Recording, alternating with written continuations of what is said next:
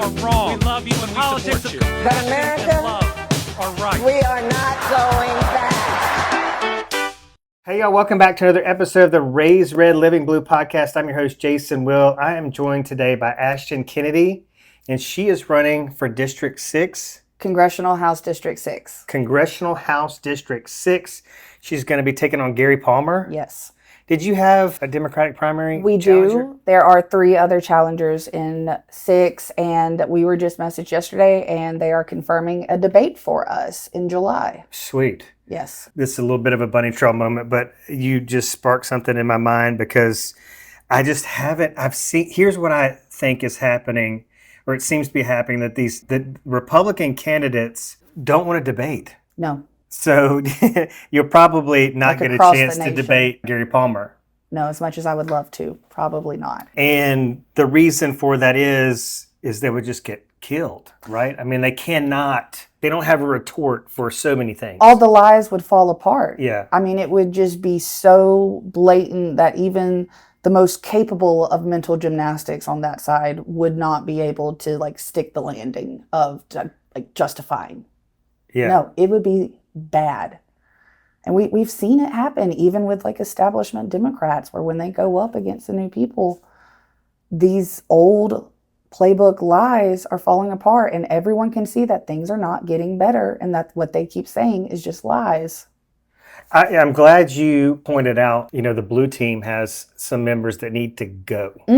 Establishment people that are, just in it for the talking points, the celebrity, the grifting, or just addicted to, are so old that they need to be, they're not legislating for their generation, or they're legislating for their generation, not your generation. Well, and I just don't understand, as part of the generation that's told I'm never going to retire, if I'm rich past retirement age, why am I still addicted to power? Why do you not have a mentee that you have mentored to take your place? Just a lot that I have to question with rich people still in power post-retirement age. Well, my stepdad was a Republican in this state for 30 plus years. Really passed away as an elected official with dementia-related problems. Should have been out a long time ago and just never had a retirement. This is a good man, but was very confused. He had more, anytime you have more than one Trump sticker on your car, I'm like, what the hell is wrong with you? But, totally indoctrinated into the Republican rhetoric, but never had a retirement and was, just addicted to the power. And he didn't really, I don't even know what power he may have had. It was just being known, feeling important, feeling needed. I don't know, but. Could be. And also, I've noticed with working class that when it comes to that indoctrination, they feel a sense of duty, or I'm working hard to defend. And it's no, you're working your life away for a billionaire. You're being exploited. Anyone that tells you retirement is bad, look at how much money they're making off of you not retiring. Right. That's what I would say. All right, let's talk about your Raise Red Living Blue story, because you're from Montgomery, Alabama. I am. Deep red area of Alabama, and maybe one of the deepest red in the nation. So how's it going being a candidate for the Democratic candidate for District 6 and being from a very MAGA world? Well, for good news is my family has known me as that crazy libtard for a while. So this isn't shocking. And that's why they're well, are you ready to take on Palmer? What if Fox News? And I'm there's nothing Fox News could say to me that hasn't been said 6 inches from my face by somebody I care about. Right. I'll be fine, but, and it's, we were talking earlier, what's crazy is in their day-to-day lives, they help people. My mom volunteers just for fun at soup kitchens, and she works part-time. She's a hairdresser, and she'll go work in retirement homes to help take care of them there. And they are active. My dad, I was telling you, he employs even felons and is trying to help them through court cases and just helping them with their behavior, saying, hey, as long as you don't show up drinking, you don't do this, you don't do that, I will help you get on your feet. And then they will go into the voting booth and vote the worst way possible for themselves, the people they're working to support, their grandchildren. And it's crazy. and we fight so much on it, but there's just such this, and maybe it's because like my parents were in Alabama in the Siegelman era and believed everything that came out then. I really don't know. What I do know is they're part of that group of Alabamians that just swears up and down that Democrats are the most corrupt party to have ever existed, and still at this present time will actively blame Democrats for everything that's wrong, even though I go out of my way to point out exactly who's been in charge and which party's been in charge for how long, both federally and within our state. This is fascinating to me because typically when I ask this question, we start diving into the Raised Red Living Blue story. A lot of times the parents, the grandparents never really, they're not exposed. It's an exposure issue. They don't go to soup kitchens. They don't do a whole lot of, philanthropic, like hands-on stuff. They may donate money, but they just never see the need up close. And to hear that both of your parents are very generous of their time, money, and everything else, and they see the need and they still vote against that need. Southern Baptism is a crazy thing. So I've heard. So I have heard. Even the ones that say, we're not Southern Baptists, we're just the Baptist of the South. It's like my dad was telling me about the church he grew up in, and that there was a person there that was awful to his family, like handsy awful, would hurt them. And instead he would just take all of his money and donate it to the church. And that forgave all of his sins. And so you have those people that do that. And within the church, my family will condemn those people. But also when you look at the WASP culture, white Anglo-Saxon Protestant, and you look at the Southern Baptist Church and how Israel is connected and influencing in the propaganda, and you look at their rise through the generation of it, and they saw the older generation, the silent generation doing, these things and just paying off, because my dad's a baby boomer.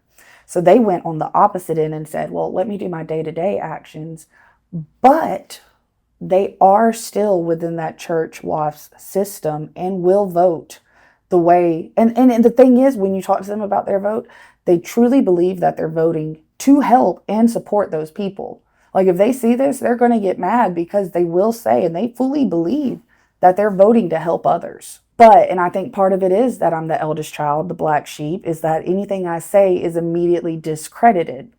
I've joked and said, my campaign manager would have more luck talking to my MAGA family, and I'd have more luck talking to her MAGA family than we ever will talking to our families ourselves, because they don't see us as just, okay, let's sit down, let's talk working class points, let's really get to it. It's just Ashtyn, the crazy libtard daughter that's always been out in left field with some wild ideas, Well, it's... I'm going to defend you here for a second for those family members that are watching, because to me, a lot of this is common sense. I mean, when we talk about wages, you can't be an adult, or how can you be an adult and see over years and decades prices increasing? Well, like I was just yelled at. Wages not increasing with it. Well, so, I live at home with my dad because I'm medically complex and it's hard to live alone. And both of my parents don't understand because my younger sisters haven't had to live at home. And one thing I've explained to them, my younger sisters have never lived on their own. They went through college. I blew out my shoulder. I lost scholarships. I lost everything. Both of them went to school for softball. And when that happens, you get tutoring paid for. You get part of your housing covered. And then they were with roommates. And then my middle sister immediately gets married. She's had the same boyfriend since 8th grade. My youngest gets out of college and immediately is getting married, which is great. They found the loves of their lives. But they still have never existed off of one income in a one-bedroom apartment like I have. And my family sometimes, like my youngest, now that she's out, it's kind of funny watching her come back and be like, this is really expensive. Mom, I need to do my laundry at your house while I'm here. Or I'll use the really nice Downy stuff while I'm here. And it's like looking back, I'm like, I need y'all to remember that 10 years ago when I was living alone and I was doing everything on my own. They would be like, why don't you have nice clothes? Why don't you have this? Why don't you? Because I'm shopping at Dollar Tree. And then a few years ago, I was living in Colorado getting the health care I couldn't receive here. Their minimum wage is $15 an hour. As a substitute teacher that I taught pre-cal, calculus, I was a tutor, I got $16.75 an hour, still couldn't afford to live in my district. And the 1-bedroom, 1-bath apartment in Colorado Springs is the exact same price of a 1-bed, 1-bath in the east side of Montgomery. Yeah, I think, their mindset is, pick yourself up by the bootstraps. Oh, I get told all the time, why don't you go knock on the door of these businesses you just applied for? But that's not how they will throw my application away. No, that's not true. If you want a job bad enough, you'll find it. Well, I think anybody that says that has never had to work multiple jobs just to pay rent or buy Downy. Just to pay rent when you're serving, door dashing. I wasn't just a substitute teacher. I coached. I was a tutor. I was a private coach, doing all of that on the side just to try to sustain myself. And even then, because I was so medically complex and getting work done up there, my dad was still helping me with my rent. And it was crazy because my late 20s, 28, 29 is when he started helping me with my rent. And now I'm living with him. And that's because I got so burnt out and physically have hurt myself from working overtime and pushing my body past the limit as a young adult. I used to think it was a badge of honor to go 2-3 weeks without a day off. Look at how great I am. I'm a good manager. I'm strong. I'm working. I'm getting bills done. I'm paid. I was breaking myself, and I have broken myself. And now, I say it as a campaign slogan, but it came out because I was just mad and yelling on TikTok one day that I have only my debt to lose. When my family laughs at me or they're like, you don't even have a job now. How are you going to go be in Congress? And I'm like, well, that's the highest salary I'll ever make. Like, let's go get it. Have you ever seen another job take that many days off? I'm going to get health care.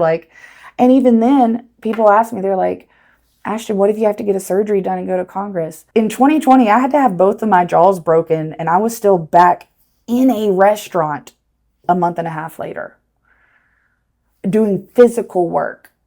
So getting a surgery and going to sit and do stuff, I could work it at home sometimes. I could be out in the office, I don't think they've understood how millennials and older Gen Z, we have worked some of the worst jobs with some of the worst pay, no breaks, no hours. There's no union rules. There's no pension. There's no retirement. There's no 401k. It's just work and pray you have enough gas money to get to work. And part of being middle class now means that you go to work with holes in your pants. I saw something. I was scrolling Facebook today. I saw something on Luigi Mangione. The headline of this article was a warning to CEOs, corporate elites, that he's either actively promoting this or just he sparked this movement. I feel like these deep Republican people feel like they're doing everything right. The country's going in the right direction, but that's not the case. I feel like, we're headed towards a bankrupt nation, and we're headed towards upheaval and violence. This was a warning to CEOs, watch your back. People are pissed off because if I get sick or have to have a surgery, I got to start a GoFundMe page not to lose my car and my house. So everything's not okay. I mean, we're making the air dirtier, the water dirtier. And these people, there's some things their money can't protect them from. And we're all breathing the same air and drinking the same water. So that's I talk to your parents and go, what about that? Trump's rolling back all the EPA, Because when we leave Trump out of it, yeah. When his name doesn't get brought up and we talk about just, rolling back the EPA and how Bezos, and they've even started to turn on Musk a bit, and they're like, yes, you're right. Regulations are bad, but it's not Trump doing it. They did it under him, but he didn't approve it. How come so many assassination attempts? This guy is clearly the most hated president, or one of the most hated presidents we've ever had. Well, okay. I feel like Secret Service has got to get on to me about this one. I don't believe they're real because I know what my backwoods, barefoot, redneck neighbor is capable of shot-wise. We're not a nation of stormtroopers aim. Like we Yeah. we can hit the mark. So there's and just when you listen to the people who were there and you view it all and it's like, this is weird. Yeah, definitely way more questions than answers. And so ear cartilage doesn't grow back either is the thing. Yeah. And like the fact that they were all putting pads on their ears, and I was just like, this is It's mindless cult activity. truly cult activity. Yeah. Truly cult. But one thing you said earlier, what got me about Luigi, if they're saying that Luigi is promoting that, then wouldn't they have to admit that Kyle Rittenhouse was promoting violence? Well, I think this article was more a warning for. Oh, so they weren't like condemning the left; they were warning CEOs. Yeah, they were like, listen, you guys you need to watch your back, because I think some people are hiring private security, some aren't, and they're like, listen, you need to double down. The wealth gap is like 2 or 3 times wider than the French Revolution's wealth gap. Well, it just seems like if you look back, a lot of these folks aren't students of history. Right, and this has never ever ended well once in the history ever. But this is a cycle that has repeated itself. These uprisings, these revolutions have been out. I mean, every country's experienced it. Well, and that's, with social media, and when you look at the way we're connected more globally than ever before, I think that this is their first time experiencing true fear on a global scale. Like Nepal, they found out their prime minister was in the Epstein files, and they stormed his house and burned it down and took over their government and elected the people they wanted within like a week or two. Yeah. And it's not just them.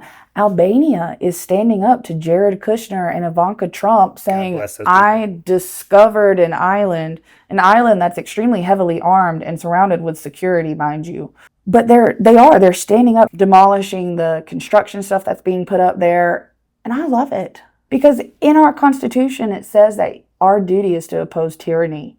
And yet there are other countries out-American in us right now in that aspect. It's such a great point, and it's very sad.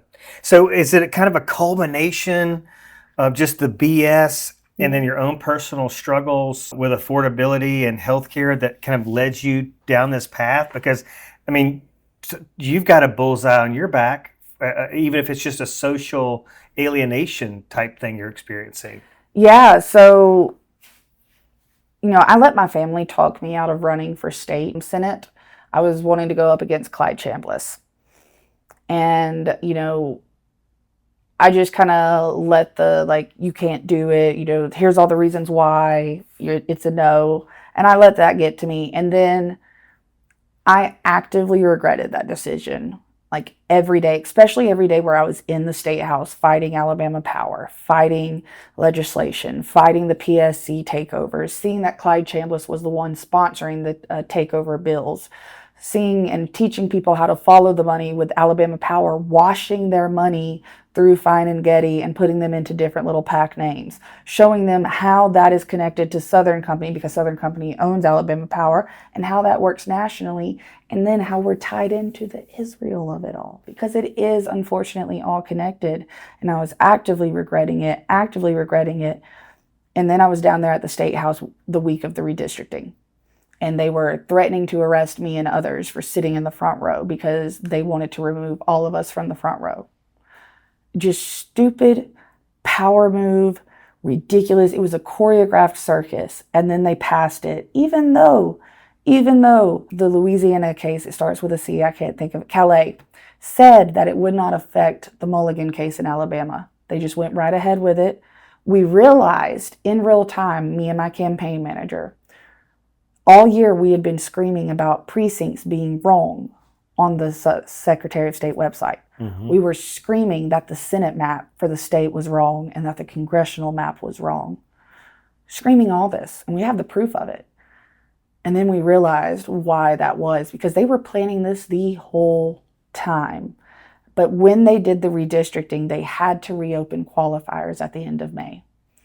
And I went to All Roads Lead South. And again, I was just regretting not running. And I was looking at that deadline and I was like, can I? And I started to talk myself out of it again. But then I just got online and was talking about all the reasons why and how bad this was. And I had this pin that said, hell no to Jim Crow 2.0. And I was like, I cannot believe this is happening. And then Ledbetter got up there and said, we want to repeal the 14th Amendment. I said, over my dead body. And got online.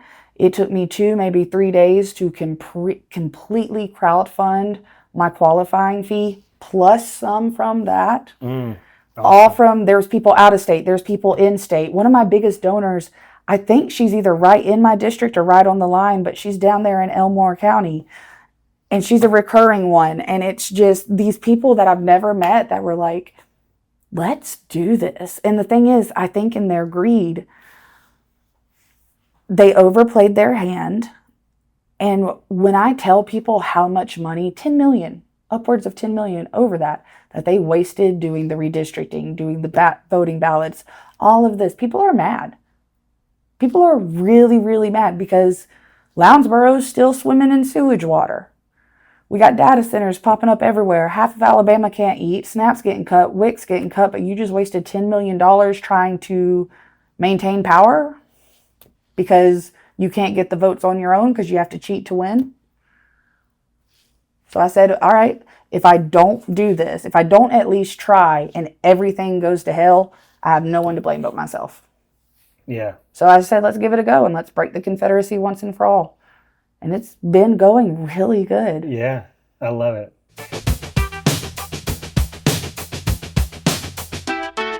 So the first thing here on the list is clean green for clean blue. Yes. What the heck does that mean? I want to legalize it. Yeah. Yeah, but no, for real. Legalizing it federally, both recreational and medicinal, and specifically putting those taxes to our water systems. Because as we've seen, the water wars has begun.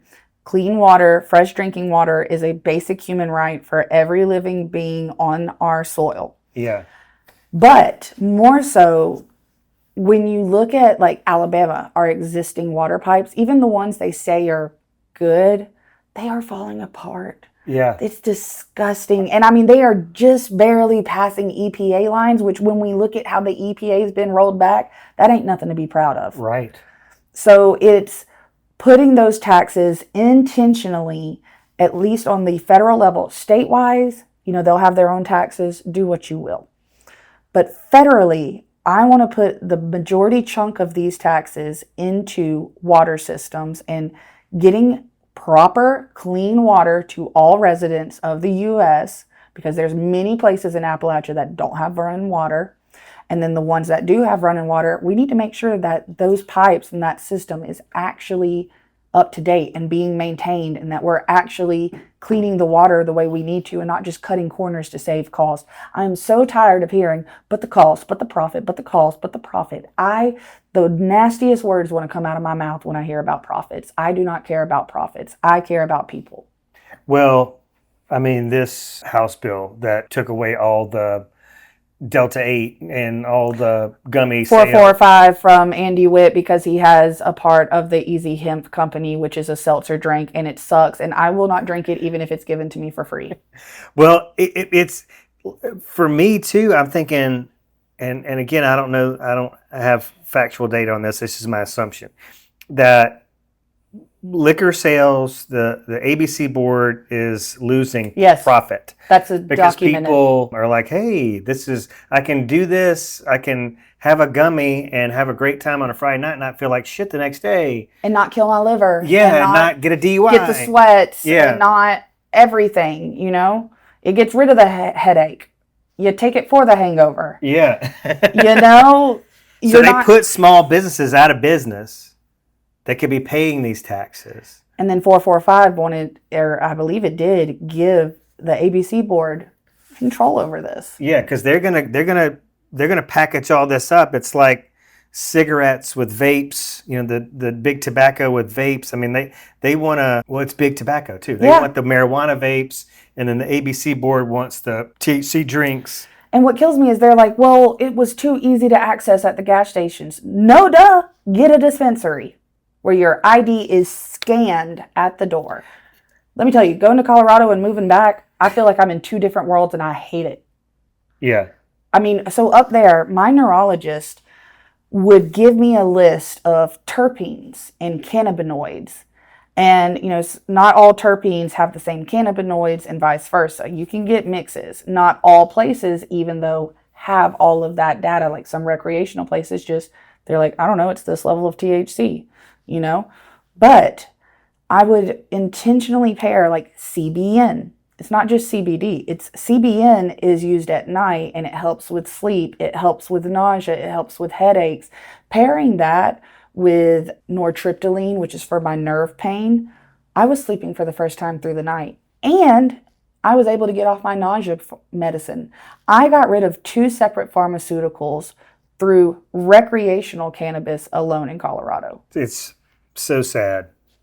It's incredibly sad. And to me, this, like, so much of this is, the common denominator is religion. It's like that's the devil's lettuce. That's God's spinach. It's God's spinach. Get out of here. God made this world, and on the 7th day, he said, let me bless thee with thy spinach. Yeah. It's one of his plants. By your logic, it's one of his plants. This is his world. Why would he put an imperfect plant here to hurt us? Well, Ashtyn, what are you going to say about the opioid plant? That was put here to help us, but the Sackler family intentionally lied about what it would cause when put into the form that it was put into for our use. And then they also went back and created the thing to get you off of it. And now chronic pain patients can't get representation anywhere. Oh, get this. So I went to go get my cannabis card here. I will need to take a pregnancy test every month in order to keep it valid and go get my stuff. Every month, they want me to have a pregnancy test because I'm in the age group.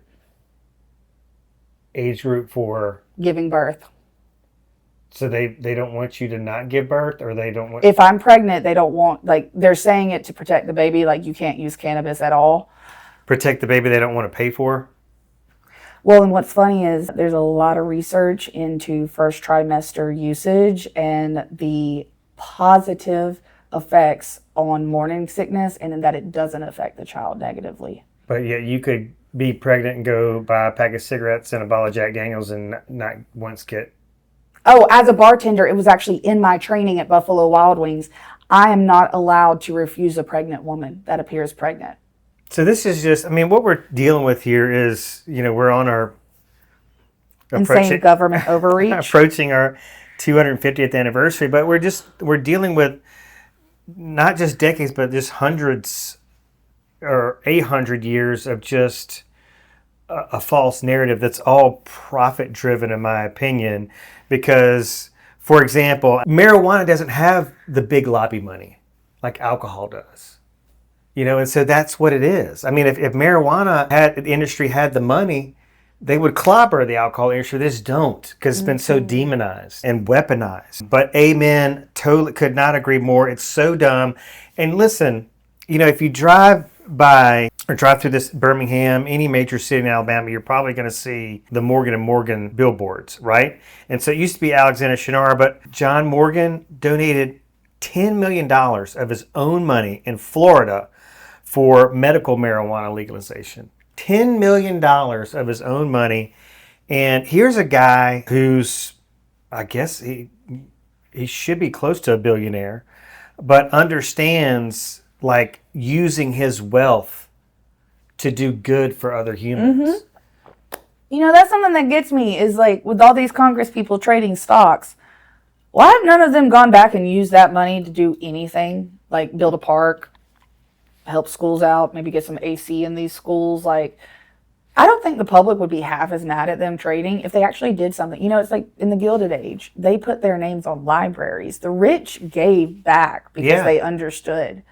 And now it's like, Kay Ivey wants to put her name on a prison. I'd be embarrassed to have my name on a prison. What is wrong with you? What in the George Wallace are you talking about? So disgusting. All right, equal access, endless opportunities. What does that mean? Well, I prefer actually equitable access, endless opportunities. All right, let's dive in. So, substitute teaching, I was going to get my teaching certificate up there, coaching, tutoring.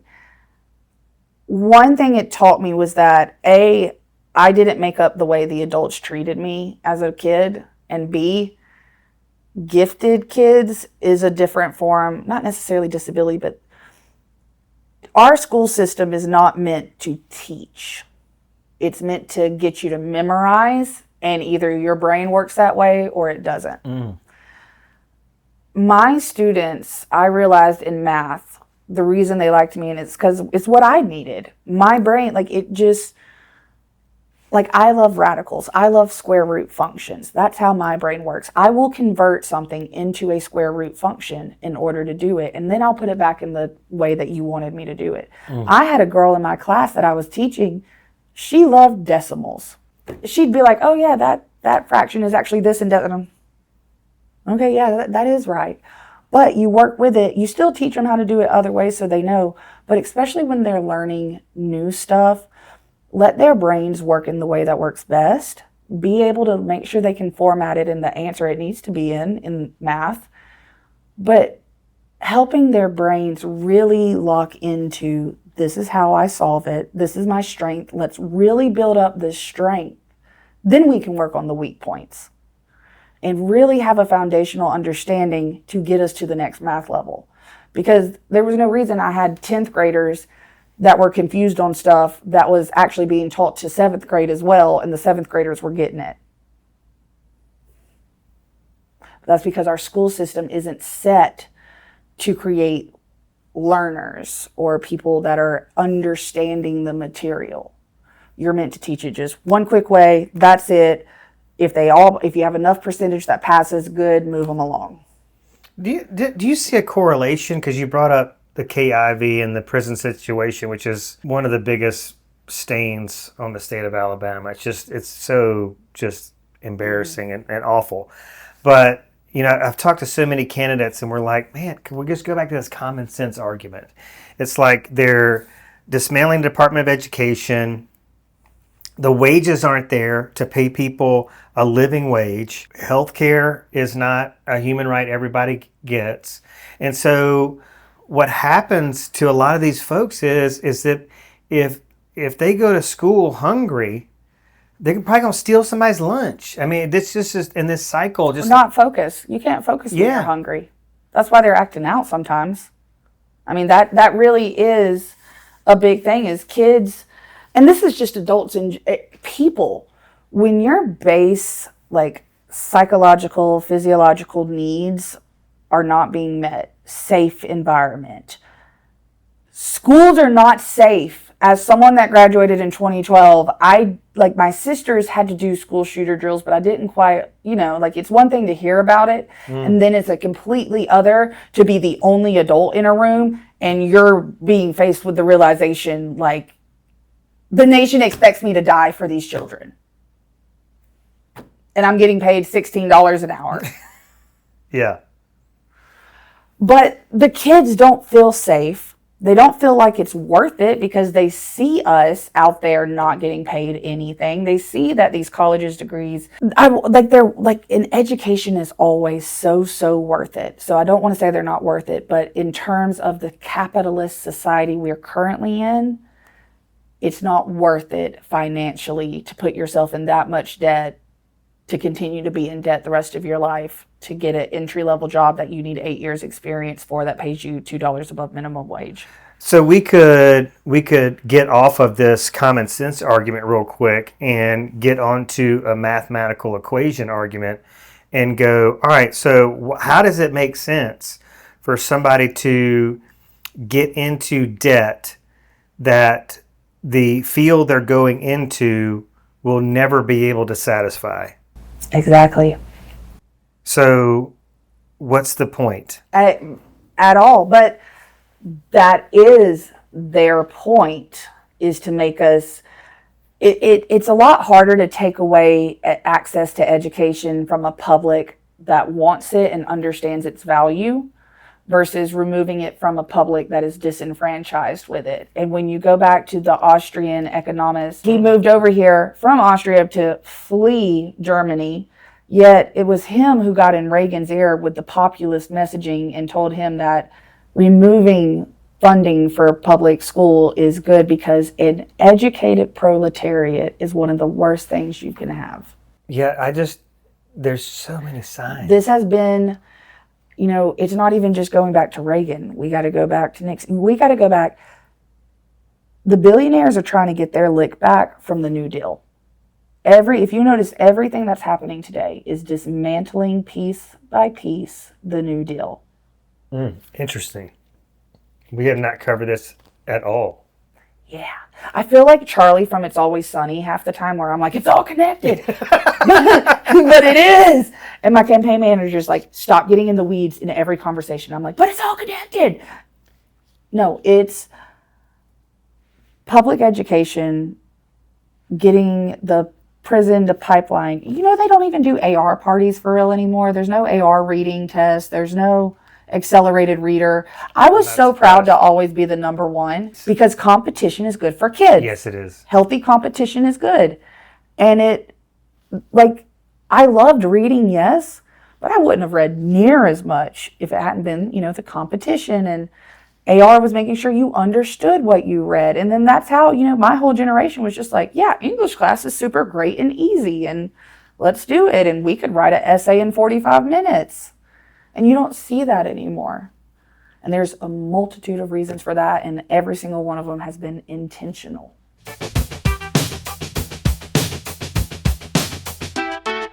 As a person who loves to read, this is a little bunny trail moment. Do you have any comments on, like the efforts John Wall has made, and, Moms of Liberty, and these conservative fascists about the banning of the books and all this? Moms for Liberty. What annoys me about Moms for Liberty, and this is going to get me in hot water too. You had to crack your knuckles before you got started on this.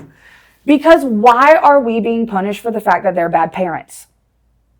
Listen to them every time. They're like, my daughter was addicted, and my daughter did all this, and my son fell into this, and I was a good and present mom. All I'm hearing is, I was a helicopter mom that was pushing my will onto them. They didn't like it. They rebelled. They didn't feel safe at home. And so they went out and got into unsafe situations that they couldn't return from. And it's everyone else's fault but mine, because I refused to look inside and see that my parenting was wrong. So if we just take this out on everyone else and remove any bad influence, then it's not our fault that my kid's dead.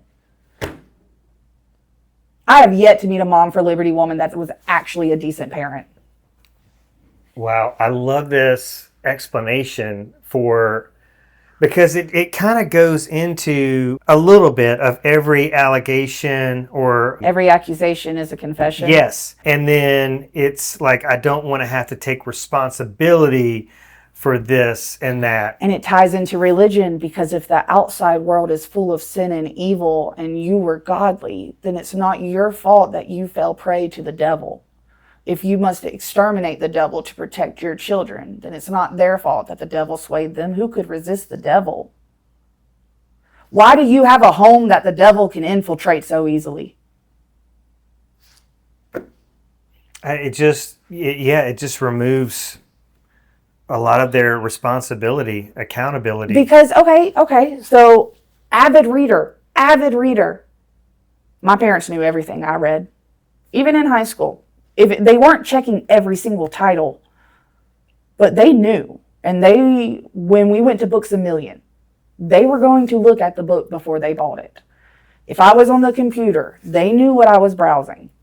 They didn't like my LimeWire download history. We had a long conversation about explicit versions of songs. Right. 13 years old. But they knew what I was doing on the internet.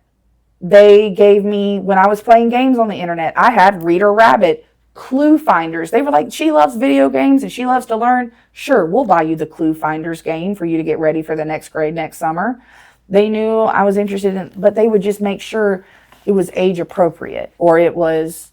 And yes, I was sheltered, maybe too far. And I had to talk with my mom about some of the sheltering. And like, for example, my sisters had later staying out times than me. And one of the things, I told my mom to do that. And I told her, I said, give them a drink or two.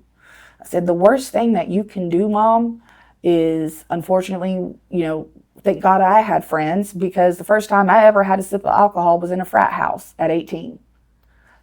That sheltering is damaging. Well, I want to get your thoughts on this. Am I breaking your train of thought? No, you're good. So I feel like the this whole book thing is related to the marijuana alcohol thing, because like they're not doing anything about social media. And I really feel like social media, all the stuff that you can see on TikTok, I mean, you can see they're not regulating any of this stuff. X with Grok, Yeah. the child pornography. There's so much pornography on social media right now. Instagram, TikTok, X. I mean, even Love Island, that show, the most recent episode was seriously like softcore porn. And people watch this thinking it's a reality dating show. That is not normal behavior for someone wanting to form a genuine connection with another human being. And it's not normal to expect people to put their bodies on display or perform these acts, or else you get kicked off the show and you might not win the money. It's normalizing this behavior. And then when you look at like content, being able to monetize content, political creators, we get so much less, and you get constantly told, if you would just move into fashion or just, do some like modeling, make do a little serious this. money. If I put on a pair of shorts and go, train in a very tight athletic outfit, and I'm not trying to blame any woman's garb. That is nowhere near my intent. What I am saying is that there is a very clear message in our society beyond sex sells. It has gone so far beyond sex sells to the point of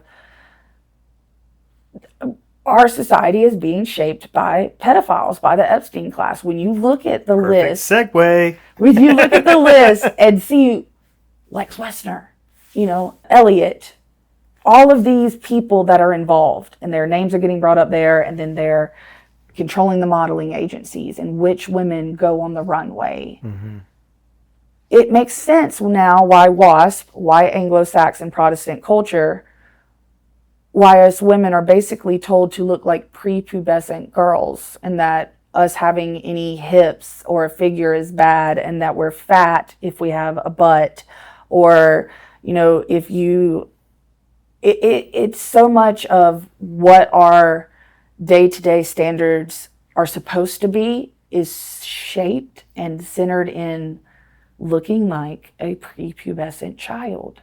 And anything that's like equated to a woman's body being natural, grown post-puberty, you got to get rid of it. You got to tame it. You got to edit it. You got to slim up. You got to do this. You got to do that. And when you look at who's pushing that, and you look at the owners of the companies that are pushing it, they're all in the files.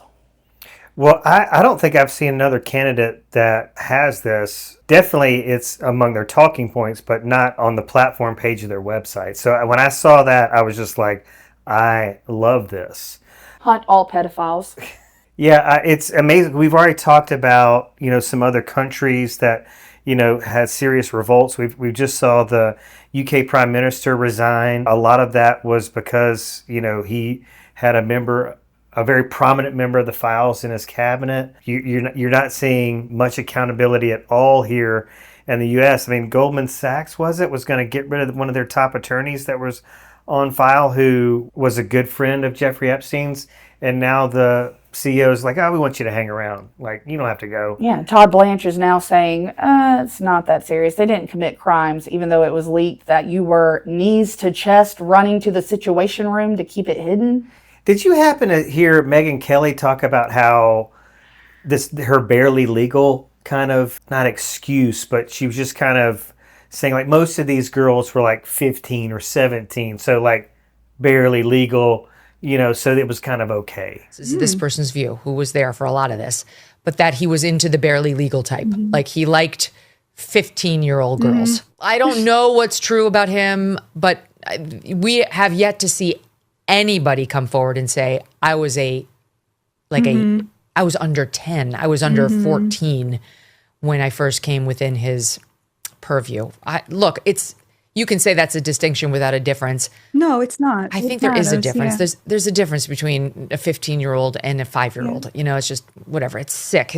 Every time we start talking about Epstein, it makes your skin crawl, right? The whole thing is just disgusting. Totally. What in the hell? You got to be under 10 to be preyed upon by a grown man? No, that's not the definition at all. At best, it was just a completely stupid, ignorant thing to say from somebody who knows nothing about any of it, like doesn't understand, having worked with survivors, how they groom people, how they go after people.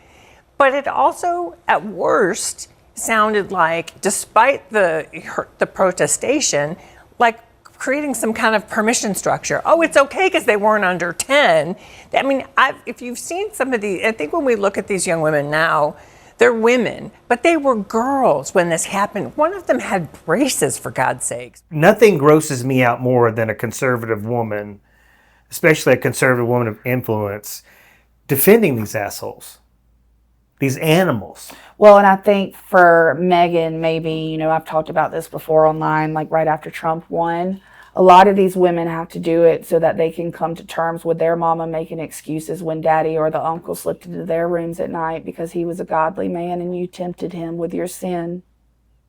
I think Meghan has a lot of demons to confront if she's seeing young girls in that light. Valid point. It's got to be something. I've yet to meet a MAGA woman that defends it that wasn't subjected to it herself. And there's a reason why you see the billboards of she's your daughter, not your date. Don't go in her room when you're drunk, only in MAGA territory. Ugh. So gross. Yep. I think this is another reason why we're not seeing Republican town halls or Republican debates, because this is an issue they cannot defend. Oh, I loved watching Barry Moore get chased out of his town hall. It's so entertaining. I was like, run, you little weasel. Yeah. Oh, I don't like Barry. I honestly thought Jared was going to win. I was a little shocked by that one. I'm not going to lie. I was pulling for him, even though, I extended an invitation for him to come on the podcast. And if he had come, the one thing I was going to ask is be like, dude, why do you have to incorporate Trump in your political campaigning slogans at all? Like the warrior Trump needs in Washington, or I mean, come on, Trump's dude. telling them to do it, but I did hear from a candidate's wife who is Trump endorsed that the Republicans are messaging them very upset and telling them to remove the Trump endorsement because it's going to hurt them. Well, it seems like People Alabama. are mad. Well, yeah, we talked about this. Lee McInnes and I talked about this a couple weeks ago about how most states, like Mississippi, when did Mississippi start kicking our ass? I mean, this would be What happened to thank God there's Mississippi? What? I mean, Mississippi. So I saw a map of the United States, and I was floored by this. It showcased the states where Trump had a 50% or greater approval rating were in red, and where he was underwater were like gray. Mississippi was freaking gray and Alabama was red, and I was like, what the hell is happening? Okay, but my question is, genuine question. Who are they polling?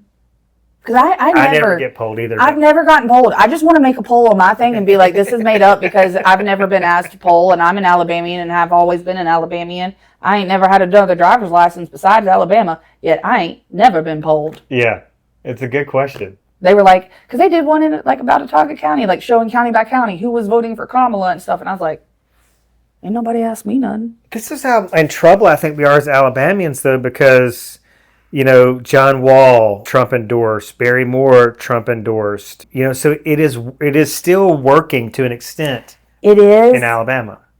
And this is how I believe we win. We have to attack the voter apathy and the reasons for it. Because voter apathy is real, but my thing about voter apathy is they got a real reason to be apathetic, and you can't blame them. I mean, look at the PSC in Alabama. If they're not getting nominated, even on the Democratic side, they're putting them in to be appointed, which I don't know how you're going to put down two candidates to be appointed when the appointments will take place before the election. So what kind of backroom mumbo jumbo just happened? Mm-hmm. And then when you look at the Republicans and you're like, why does that guy have a weird connection to Southern Company and the company that the old Southern Company CEO is working for right now, and they're all in it together, and it's very fishy. And it's when you vote out someone or you get rid, well, they stick around anyway, and they're pulling the strings from the back. Or the PSC thing, they said... they go into lobbying, most of them. Yeah, they said, the PSC staff, basically, if we do get all new people in there, can't just bring in their own staff. No, for continuity, They want to leave the staff in there that are currently in there. You know, the ones who are cool watching Alabamians suffer every day for a guaranteed profit. And it's, why would you feel, well, if I vote, it's going to change something? Because that doesn't look like it's going to change anything if you vote someone in and they can't even get work done. But I think the message to give to them is that, okay, we can't just vote. We have to vote. This isn't going to go away unless we vote, but we can't only vote. And I think that's where a lot of people get the messaging wrong of, well, we're not going to vote our way out of this. Well, yeah, if that's all you do, duh. Got to do some more than that.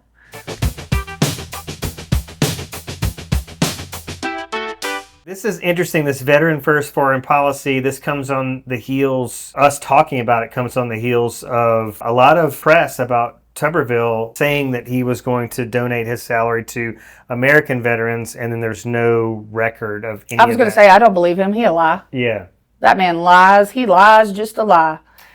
And the Trump administration has been horrible for veterans. You know what? You want to get the military's recruitment numbers up? Tell them that we're going to go help the people of Gaza. I bet we'd see signups through the roof. I bet veterans would come out of the woodwork to sign up. If you said we are actually going to do what we grew up telling y'all we do, which is help people and protect the poor and the needy and fight genocidal fascist tyrants, our ratings would be through the roof. Ain't nobody would care about how much money we're giving to the U.S. government for military, because they'd be like, hell yeah, give them the military money and go get those children out of Gaza. But that's not what's happening. Nobody wants to sign up to fight Israel's war. And then to watch a Marine get his hand broken by a I'm so mad about this. A Marine had his hand broken by a sitting senator being removed because he said, I don't want to fight for Israel. That, if you are still, I'm sorry, the people that are taking money from Israel, the people that are sending our soldiers over to die for Israel, all of that, I believe in my heart of hearts that they are traitors to the United States of America. They have sold us out to a foreign country.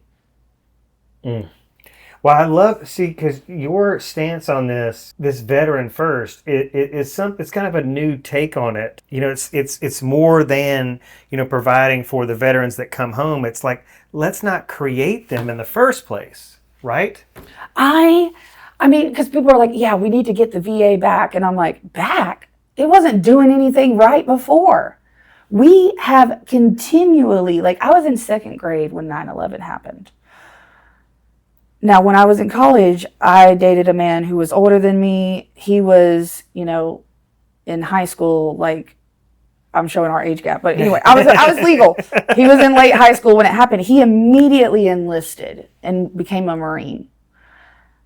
After 9/11? Mm-hmm. Like, immediately graduated. That was his senior year. Graduated, went into the military to go fight the war on terror. You know, that, and he said, like, you know, yeah, you have uncles and stuff and grandparents from Vietnam or from the Korean War, but you didn't really, you know, that was a long time removed. That wasn't, and then they get back. And then I met him at UAB because he had finished serving his time. You know, he's 26 now and was basically just thrown out to rot. Like, here's your GI Bill for your, you know, stuff. But other than that, taking care of you, VA, TRICARE, all that's not really going to cover actual stuff that you actually need. It's going to give you the tiniest Band-Aid for the biggest bullet hole and tell you to be grateful. And that is wrong. That's powerful. I mean, veteran informed, veteran first, that includes the actual structure of the U.S. military too, because it is not benefiting them. I'm not against the U.S. military. I love and support our troops.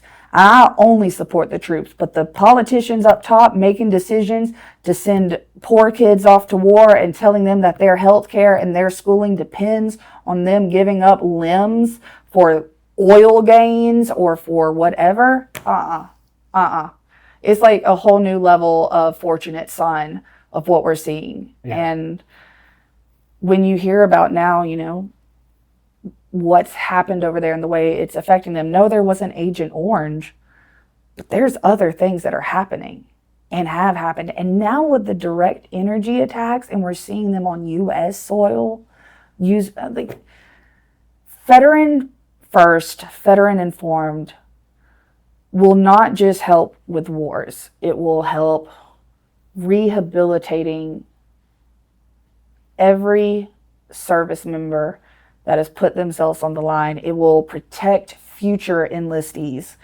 It will create where we will still be proud and still have a top-notch military, the top-notch. But it's not going to be one that is detrimental to the people it's supposed to protect. And I saw Trump on TV this week, I believe it was. He was being asked about the bombing of that girls' private school in Iran. And he was like, we don't know where that bomb came from. Like, we don't know if it was us. And it's, from what I have read and seen and heard from, military experts, is like, it was definitely us. And, in America used to have a conscience around this stuff and take responsibility for that stuff.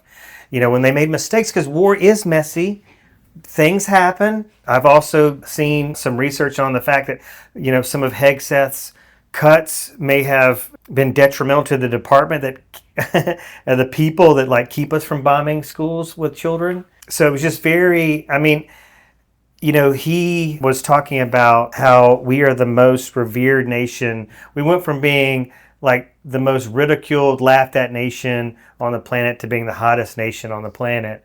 Again, it's the accusation and the allegation. I feel like we got that a little bit. Yeah. A little bit. Well, they came out that Grok was sending missiles. And so it's like, we knew we sent it, okay? Because even if Israel came out and said, oh, well, we bombed the school, who supplied them with the bombs? Yeah. But when they said Grok was doing it, and you look at AI and how it's wrongfully said that people committed crimes here in America, and it's sending cops across states to arrest people that weren't even in the state, but AI said they did it. Did AI bomb that school? That is a real question. Yeah. And when you look at Elon and the way he's acting and, his Doge cuts, that could have been it. Hegseth's kid. Like, you can't rip away all of the guardrails to the point, like, you ripped them out and caused erosion and then are surprised that the road is now crumbling. It's a lot of common sense that really ain't common. And I need more people to realize that these rich and powerful people aren't smart. For my MAGA family, I had to hear all the time about how smart Elon is. Elon is one of the stupidest people I've ever heard speak.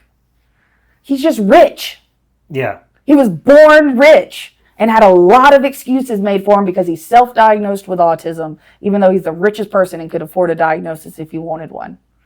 But his behavior does not line up with that of autism.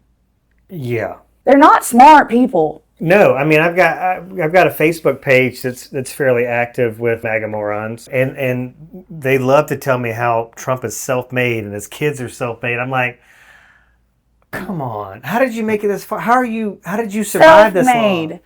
But his granddaddy was enough in the government that he stole some of Nikola Tesla's research. Yeah, and Trump got a $500 million startup or whatever from his daddy. He can declare bankruptcy how many times? And what kills me is I try to explain this to people. Bankruptcy for rich people is not the same as bankruptcy for poor people. When a poor person declares bankruptcy, I'm like, that's probably the smartest thing you could have done. Consolidate all the debt, get it around. When they're doing it, that's not what's happening. They're basically getting off scot-free to go get more loans and waste money because the rich don't spend their own money. They take out a bunch of loans, they run off credit, and then it's like, I forgot how they called it, but basically you never pay tax on capital gains, and when you die, a bunch of your assets and stuff reset and your kids take over, and the cycle continues of, Elon's not a trillionaire. He sold investors that he was worth $1 trillion. Yeah. It's all fake. It's all speculation.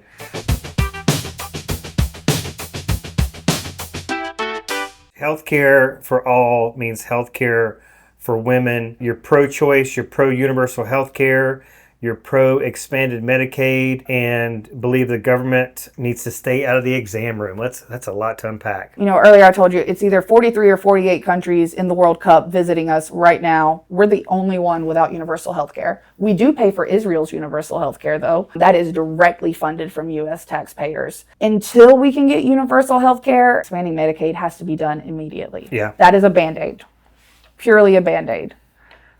But universal health care is the only way forward. And it is cheaper than the current private system we're running. They have done the numbers on that. We are wasting money by doing what we're doing. But because it makes just a handful of people really rich, it's insane. And then the government overreach that we've seen in women's health care, and men should be more worried about that. Because if they can do it to one, they can do it to all. And it will get to the point where they regulate, and it'll start out with men of color or black men or poor men of all races. And that is how it will begin. But if they're allowed to make choices in our medical rooms, it will come to pass that men start being denied or having choices made for them. No normal person desires that much control over others, and we know it's not pro-life. If you were pro-life, you would care about the children that are here.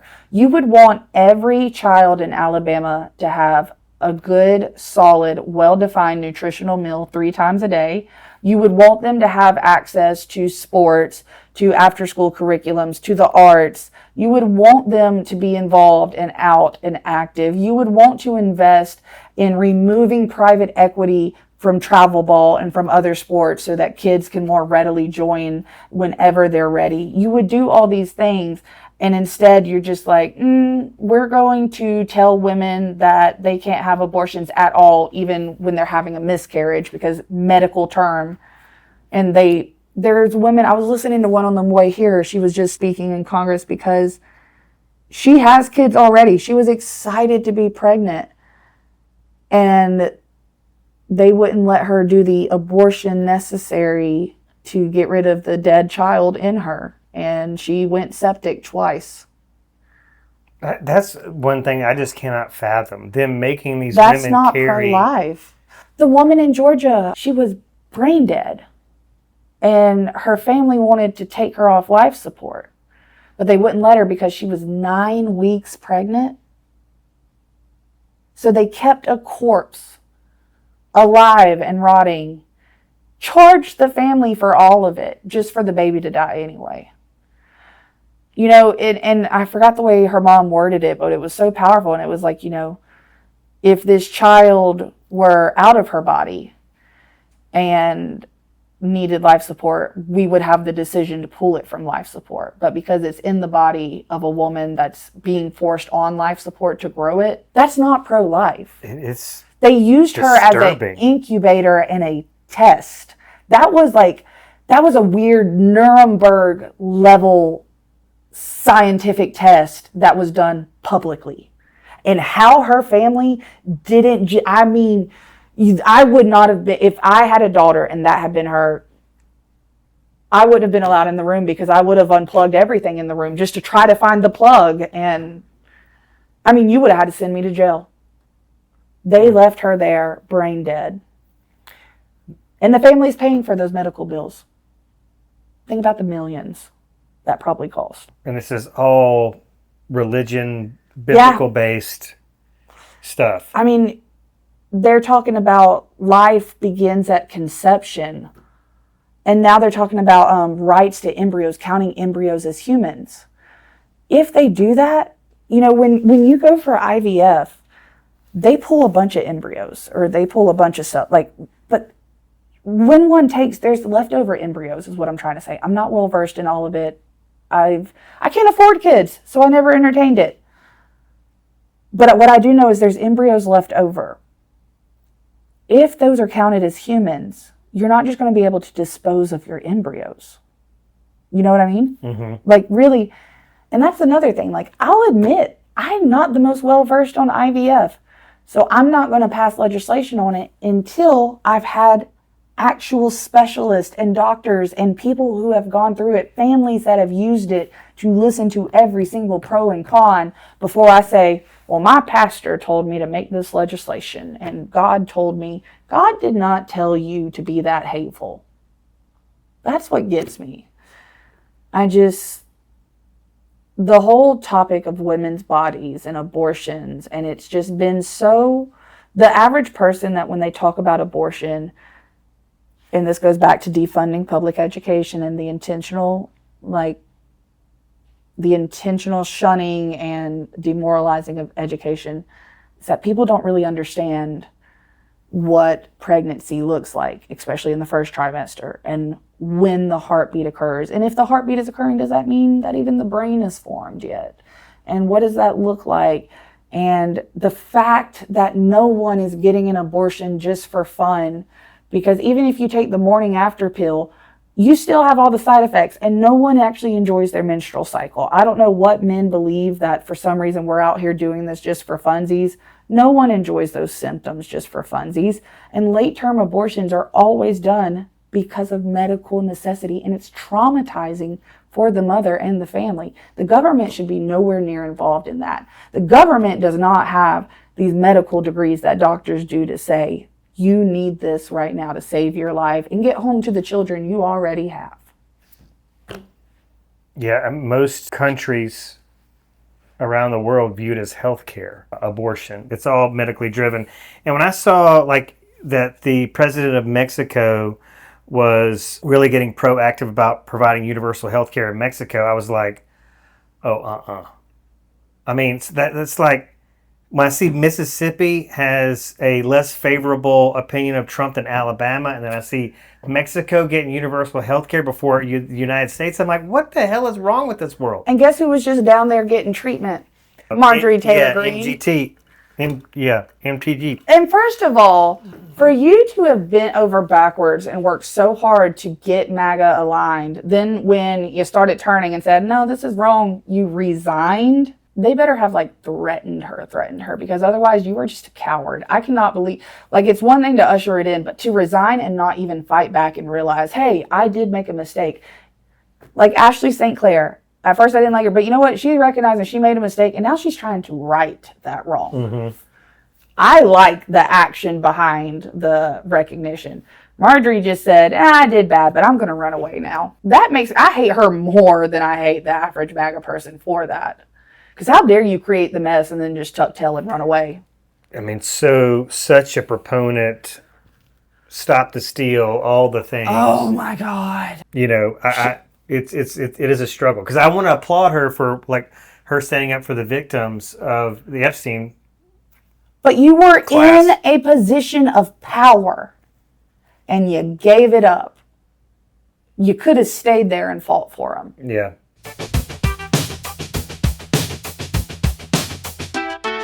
All right, let's talk about data centers. What do people need to know about this? I feel like there's not enough information on data centers and why we should be worried about them. I know, the Republican Party, in my opinion, has a AI regulation problem, in terms of, you were talking about AI in the military. I mean, that's why the Anthropic thing didn't work out with the Pentagon, is because Anthropic was like, whoa, this technology used for the wrong means or in the wrong hands is going to be devastating. And then here comes Palantir with Peter Thiel's weird South African apartheid self being like, the Antichrist is someone who supports the planet. These men are stupid. Okay, here's the thing about AI. Data centers. Yeah. They don't have to use water. It's just the cheapest option. Our clean drinking water is the cheapest option. It's not even the most efficient or effective. It's just the cheapest. So when Jeff Bezos says we need to prioritize AI water consumption over human comfort, I want to bring back old school Americana. The Americana that I was taught that when the British tax collector showed up, you took them to the town square and you tarred and feathered them. They were talking about tarring and feathering people on Fox News.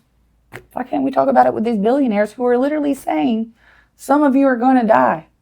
Yeah, weren't they talking about, wasn't that homeless people they were talking about? And, which are just people that miss 1 or 2 paychecks yeah. or veterans. But AI data centers don't have to use our drinking water. It's just the cheapest option. What else could they use? So I'm not extremely well versed in all the different types. I know there's it's like a liquid substance that is made that's submersed into it, and it's just a bit more expensive to make. I'd have to look back. And is this and get all about the cooling the machines? Because the machines have to be cooled effectively. And even when they are cooled, like Kevin O'Leary's data center in Utah, even though it's going to be getting cooled, it's still going to be estimated to rise the temperature, even at night, anywhere from like 8 to 16 degrees. In the desert, they are literally raising the temperature around Of a them. community? Is that what you're saying? It's going to affect the whole state.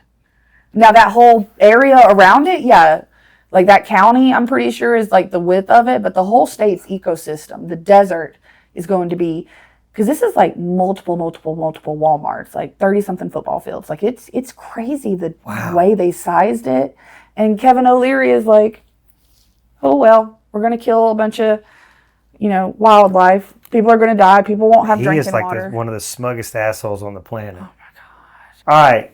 Taking life back from the corporatocracy, homes for living, not corporate profit, right to repair, anti-monopoly enforcement, and protections against greedflation. Yes. So like what I was just saying about private equity with the housing. They come up and they buy single family homes, and I think they're trying to put stops on it if they haven't already passed it, but it's like they can own up in the hundreds of homes still. Yeah. That's not doing anything. Private equity, I have yet to figure out one good thing that private equity actually does. Right. Like, what was it created for? The finance bros will talk me in circles, and I'm like, you still haven't answered my question. Yeah, it was created to fund their yachts and the fuel it takes to power them. It does nothing beneficial. When you look at private equity, the way it's leached into sports, and there's some places they will charge the parents a fee for taking photographs of their own kids at the field. That's insane. That is insane. There's private equity in restaurants. They're monopolizing Cisco Foods. I mean, it don't matter if you go to a steakhouse, if you go to the fast food, or if you go to the really nice sit-down place. Chances are they got something from Cisco. And a lot of Cisco food is not that good, unfortunately. Alabama Power monopoly, Southern Company monopoly. What happened to these anti-monopoly laws? What happened to the free market even?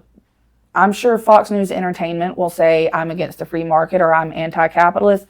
Let me tell you something. I'm so pro-free market. Bring the Huawei or the Xiaomi phone.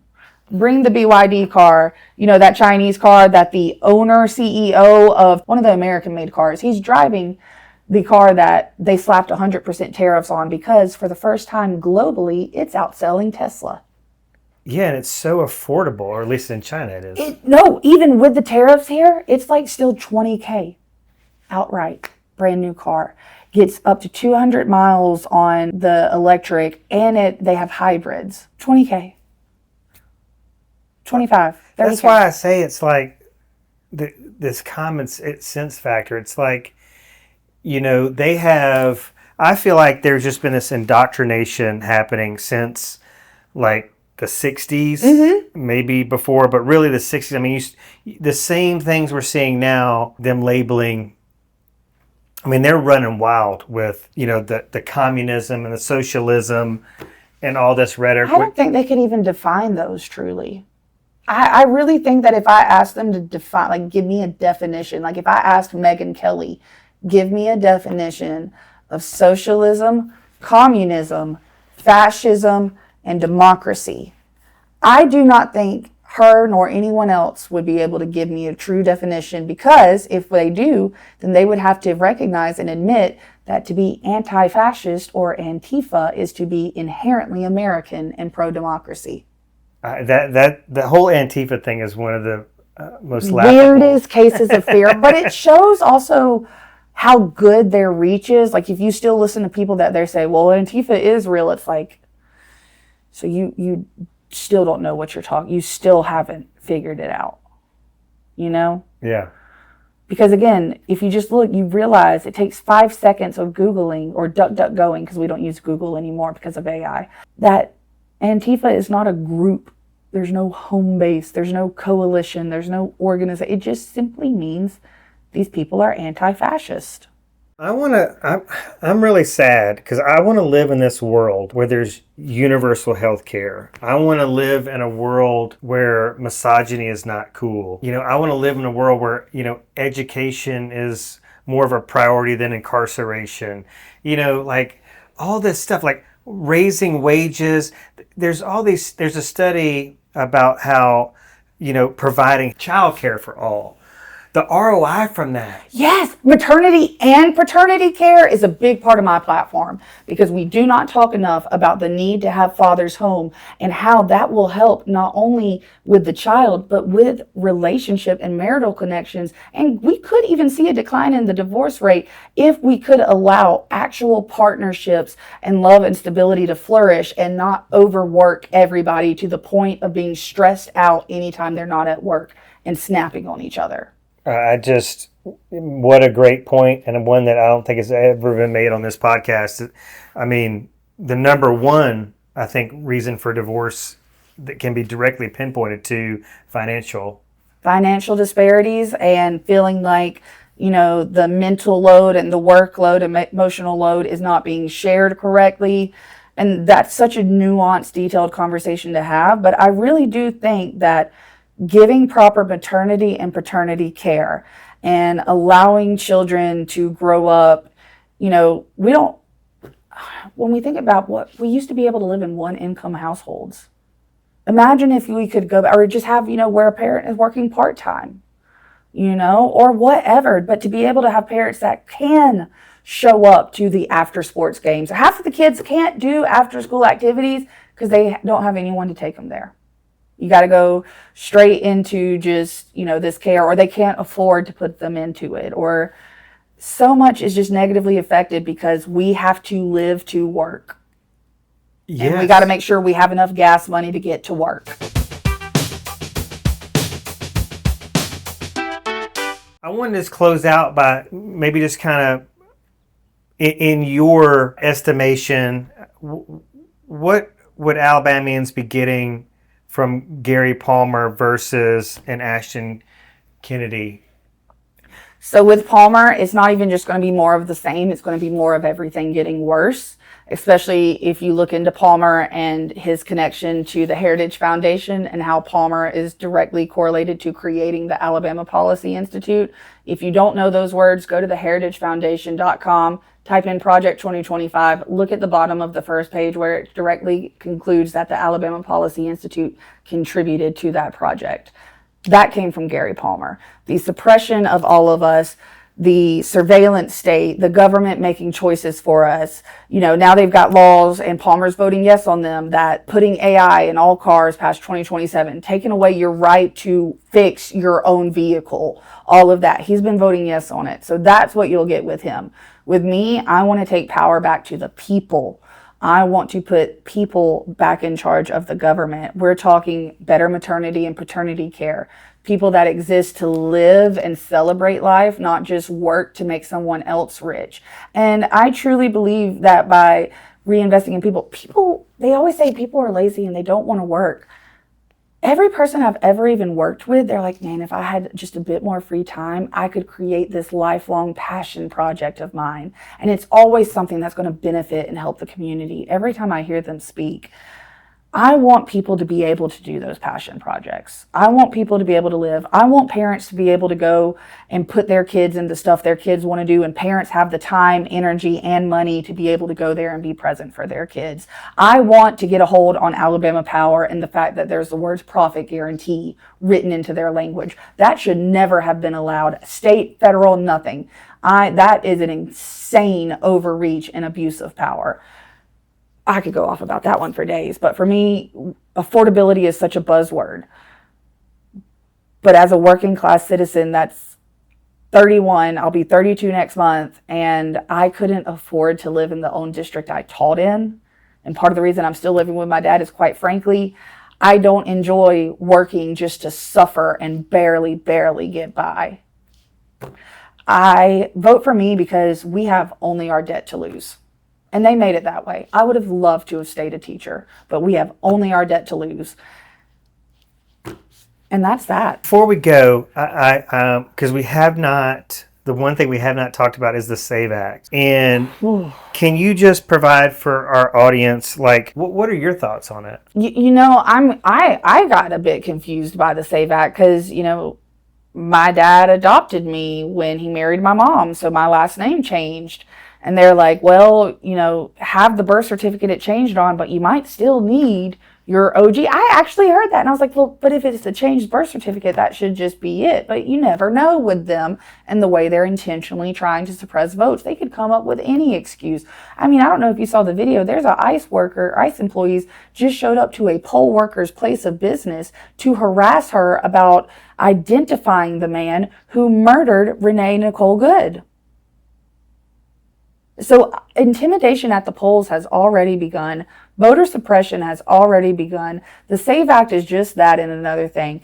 If you're a Republican listening to this, ain't nobody got an issue showing IDs. Showing an ID to vote is the most normal, logical thing I've ever heard. Everyone's cool with that. It's this need to get the passports and to re-verify, and all it's meant to do is suppress women. And by them looking at that SAVE Act and looking at how it was received on the right from the women is what got us to the point of TPUSA today, now having a women's leadership conference where the main thing was convincing the women that them losing their right to vote is a good thing and a godly thing. And it's been a process that has led into one thing, because the ultimate goal is to take away women's rights to vote. They are going after multiple amendments, the Equal Rights Amendment. They're going after the 19th. They're going after the 14th. We know this. Make America Great Again. He always meant that, and we always knew what he meant by again. And that is the very clear path that Project 2025 is putting us on. It's all about white men. And that Project 2025 was done by Heritage Foundation, Alabama Policy Institute, which has all been, Gary Palmer's been a foundation in creating all of it. And that's why I was like, you know what, I can't, Yeah, and that's another reason why they don't debate. I mean, like, how is Katie Britt going to really defend? I mean, it's easy for her to defend and promote the SAVE Act on Fox News. And her husband being an Alabama Power lobbyist. Yeah. Well, I mean, you know, you were talking about, like, what happened to Katie Britt. Most of the time I see these women, they marry into, like, MAGA households or whatever. And because a lot of the religion forces us to be male-centered, and what we mean by that, because a lot of people will hear like decentering men and be like, oh, that's women going anti-men. No. As a straight woman, no. It's just saying that every single decision in my life should not be made with the thought of, what about this fictional future man that's going to come into my life? You know? Because a lot of it was like, how you come up, where you go to school, where you do all these things. You are taught to center men, especially in Christianity. And you submit, and he came first, and then here comes Eve. And it's a lot of, I think that's where a lot of Republican women have that disconnect, because they're like, well, I know realistically I want this, but is that sinful? Because I've been taught my entire life and preached to, and the God I've prayed to every night, I was told that this is what he wanted of me. So they run into that little moral dilemma, and the religion, and it sounds weird to say that the ego wins out, but their ego, and I'm talking ego in the sense of Sigmund Freud, their ego is tied to their religious dogma. Mm. And so that's how you get them where they are politically.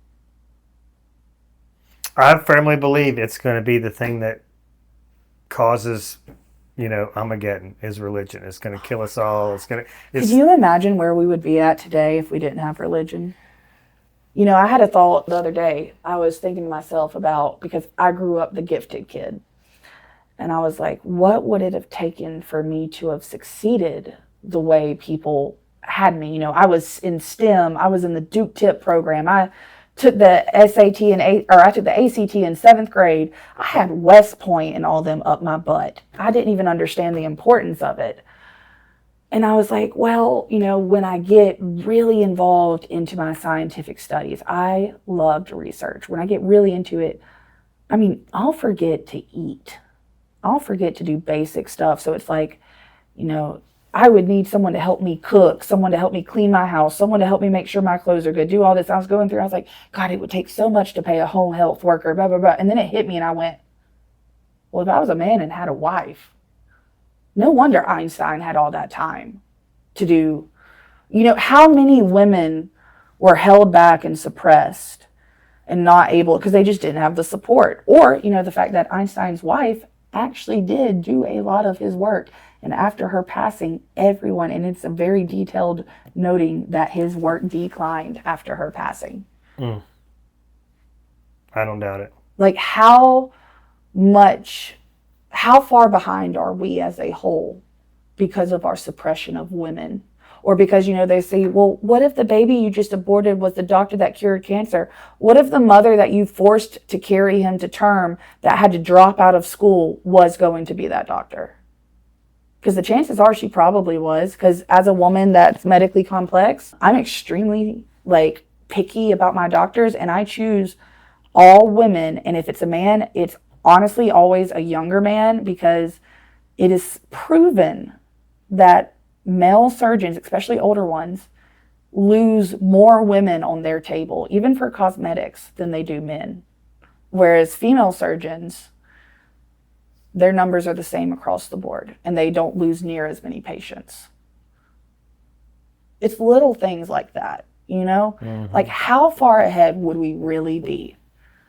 It's really sad. And it's like all the momentum is just trying to, you know, take us back into time. And and when you look at the church and Christianity, how far would we be without the Vatican twisting and perverting it, ripping away Mary Magdalene, ripping away, you know, there's multiple books to the Bible, or just teaching people how the Bible was created 200 years after the fact. Teaching people what happens when you translate from language to language. The best scenario of that I could give to people is I'm like, all right, I want y'all to go take Rudolph the Red-Nosed Reindeer, put it into Japanese, then take that and put it back into English and tell me what it gets. And you tell me that thing was translated correctly to each time. Gosh, I mean, we're living in a world right now, I mean, you just made me think of this, where the Vatican has more moral authority than the United States, and that's freaking frightening as hell. I mean, we got a U.S. Pope now, a Chicago Pope, and he said AI is the devil. I said, yes, sir. Us having a Chicago Pope that was anti-AI, I think, was balancing the scales from having Palantir, South Africa. Because when you look, what's weird, you know, you look at the Israelis in the tech bro scenario, but then you look at Peter Thiel and Elon Musk, and you look at them being raised in apartheid South Africa and the ideals they had. And then you look at Operation Paperclip, bringing all these SS officers to the U.S. You look at the Confederacy never really going away, and it's like, this is one big conglomeration of Confederacy ideals with Nazi propaganda, with South African apartheid, ultimately emboldened and being weaponized by Zionists. I think we need to get these cork boards and these whiteboards going, and we need to get that yarn, and we just need to turn you loose. Let me go and let me talk. It's just... God, it's fascinating, but so freaking I mean, it hurts my head. It's painful sometimes. All right, well, let's talk about what you need. So we want to get people to your website. Do you need volunteers? Yes. Obviously, you need donations. Yes. What can we do to support you? Donations, grassroots. We are no APAC, no private APAC donors, no corporate PACs. I am working on endorsements now, trying to get some money in through them. You know, I'm very intentional about my endorsements. I'm not paying for endorsements. Volunteers are needed both in and out of state. We have out of state volunteers signing up to help with phone banking. Even people that just post about me online and sharing my website is huge. And just saying, hey, go click that donate button, give $1, give $2. I mean, the amount of people that really did just give $1 to $5, but that made so much of a difference when it's 500 people doing it. Yeah. You know? Like, Absolutely. when I do my first FEC filing, and like, it's gonna be long. It's gonna be a long list. But that's what I prefer, because I'm not gonna be beholden to any corporate entity. I hate corporate. But I need volunteers and a lot of money, because Gary Palmer has an $800,000 war chest. Yeah, that's a lot of money. Have they set a date, or are they just in the infancy stages of this Democratic primary debate situation? August 11th is the primaries, guys. You have 15 days before August 11th to sign up to vote. July 21st, it's going to be a Tuesday at 6 p.m. And where would this be? It's going to be in the Homewood Library. They've had up to 100 to 200 people there that they can hold. So, it's in the auditorium at the library, I believe. So they Okay. can hold people. All right. I will go live first. July Tuesday. 21st, I should be in town. I got to be there. Hopefully I can film it. I just realized I said Roll Tide to you earlier. I used to live in Auburn, if it's any consolation. Well, my grandfather played for the University of Alabama, so I'm not one of these Auburn people that's like, yeah. I'm more like this. Hey, Fran. Yeah. Especially if you're playing Tennessee. War Eagle. Yeah. Yeah, you know, Tennessee. And when Alabama plays Tennessee, I'm Roll Tide. Yeah. You know what I'm saying? Get that cigar. Let's go. Ashtyn Kennedy, it's like I could talk to you all day. All day. It's like, this has been so good. I hope we get to do it again. Yes. We should do it again after you win the primary. Yes, absolutely. Absolutely. And, for people that question, because I'm very open about where the donations go to. Yeah. Gas, water for volunteers. But the main thing, I told you I want to do the Flock Off campaign. Their game plan is Get the voter flock out of suppression. Yeah.